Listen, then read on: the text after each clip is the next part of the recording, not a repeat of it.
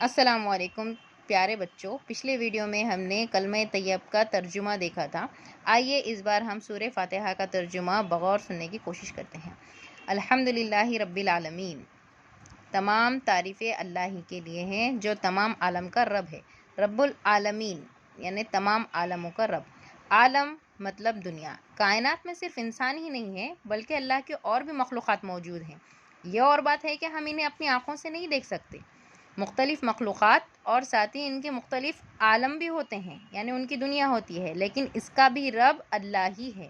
رب کا مطلب ہے پیدا کرنے والا، اور ساتھ ہی ان کی ضروریات پورا کرنے والا اور ضروریات مہیا کرنے کا انتظام بھی کرنے والا۔ مثال کے طور پر کچھ مخلوقات جسامت میں اتنی چھوٹے ہوتے ہیں جو ہماری آنکھوں سے نظر نہیں آتے، لیکن ان کا بھی رب اللہ ہی ہے۔ کچھ مخلوقات ہماری دنیا سے دور ہونے کے سبب یا پھر آسمانوں میں ہونے کے سبب ہمیں دکھائی نہیں دیتے۔ کچھ مخلوقات ہمارے آس پاس موجود ہے لیکن ہمارے آنکھوں میں اتنی صلاحیت نہیں کہ ہم انہیں دیکھ سکیں، یا پھر کچھ چیزیں ایسی ہیں، کچھ مخلوقات ایسے ہیں جن پر اللہ نے انسانوں کی آنکھوں سے اوجھل کر دیا ہے، اس پر پردہ ڈال دیا ہے، جیسا کہ عالم جنات، عالم ارواح، عالم برزخ، جنت، دوزخ اور ان کے علاوہ جتنے بھی عالم ہیں، تمام کے تمام کا رب صرف اور صرف اللہ ہی ہے، اور اس بڑائی والے اللہ کے لیے ہی تمام تر تعریفیں لاحق ہے، جو تمام عالم کو بنا کسی نقص کے، بنا کسی غلطی کے اور بنا کسی غیر توازن کے چلا رہا ہے۔ الرحمن الرحیم، بڑا مہربان، نہایت رحم والا ہے۔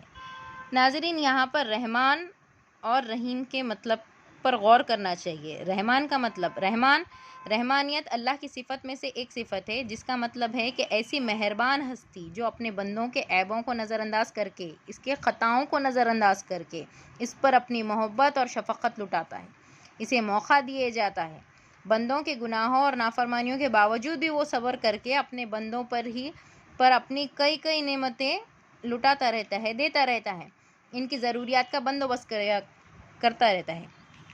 اللہ سے زیادہ محبت کرنے والی شفیق ہستی پوری کائنات میں کوئی نہیں ہے۔ ہم اس شفقت کا ایک حصہ ماں اور بچے کے رشتے میں دیکھ سکتے ہیں، اور باقی 99 حصے اللہ اور بندے کے درمیان اللہ نے رکھ دی ہے۔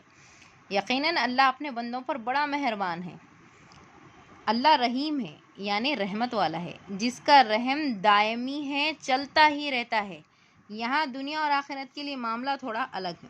قیامت کے دن یہ رحمت اللہ کے ان بندوں کے لیے ہوگی جو اللہ سے ڈرتے رہے ہیں، نیک اعمال کرتے رہے ہیں۔ دنیا میں اللہ کافر کے منہ سے بھی نوالا نہیں چھینتا، کفر کے باوجود بھی اسے دنیا فراہم ہوتی ہے، لیکن یہ وقتی ہے، مطلب دنیا تک ہی محدود ہے۔ اللہ نے ایک وقت مقرر کر دیا ہے اور اس وقت تک سب کو اختیار دے رکھا ہے، چاہے وہ نیک اعمال کرے، چاہے وہ اعمال بد کرے، لیکن قیامت والے دن اللہ انہیں نہیں چھوڑے گا۔ اس دن اس کی رحمت اور مہربانی صرف نیک لوگوں کے لیے ہوگی، جو اللہ کے سامنے کھڑے ہونے سے ڈرتے رہے، صبر کرتے رہے، نیک کام کرتے رہے، زکوٰۃ دیتے رہے، اللہ کی کتابوں پر ایمان لاتے رہے۔ اس لیے اس دنیا میں اللہ مہربان ہے، لیکن قیامت کے دن وہ رحیم ہوگا ایمان والے بندوں کے حق میں، اور اس کی رحمتیں مومنوں کے لیے خاص ہوگی۔ مالکی یوم الدین، روز جزا کا مالک ہے۔ روز جزا، قیامت کا دن۔ قیامت بے شک ایک خوفناک حقیقت ہے جس سے ہر ایک کو گزرنا ہے۔ اس دن ہونے والے واقعات یقیناً دل خراش اور ہولناک ہوں گے، لیکن ان لوگوں کے لیے جو اللہ کو جھٹلاتے رہے ہیں، اس کی نافرمانی کرتے رہے ہیں۔ مومنوں کے لیے تو یہ روز جزا ہے، یعنی نتیجے کا دن ہے۔ نبیوں اور رسولوں نے اس دن کی حقیقت یہ بتائی ہے کہ اس دن ہر ایک کو اس کے اعمال کا پورا بدلہ دیا جائے گا۔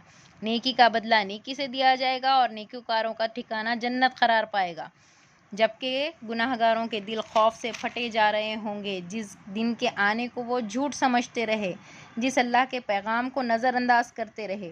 جب وہ قیامت ان کے سامنے، آنکھوں کے سامنے برپا ہوگی تو وہ اللہ کے سامنے اعتراف کر لیں گے کہ اے اللہ، ہم نے دیکھ بھی لیا اور سن بھی لیا، ہمیں پھر سے دنیا میں بھیج دے تاکہ ہم ایمان لائیں، بس لیکن اب وقت ختم ہو چکا ہوگا، پھر سب کے ساتھ انصاف ہوگا، سب کو ان کے اعمال کا بدلہ دیا جائے گا۔ اس دن وہ کامیاب ہو گیا جس کے اعمال اچھے رہے، وہ جنتی ہو گیا، اور کافروں کو گھسیٹ کے دوزخ کی آگ کے حوالے کر دیا جائے گا۔ جہاں وہ ان کے کفر کے سبب ہمیشہ ہمیشہ رہیں گے۔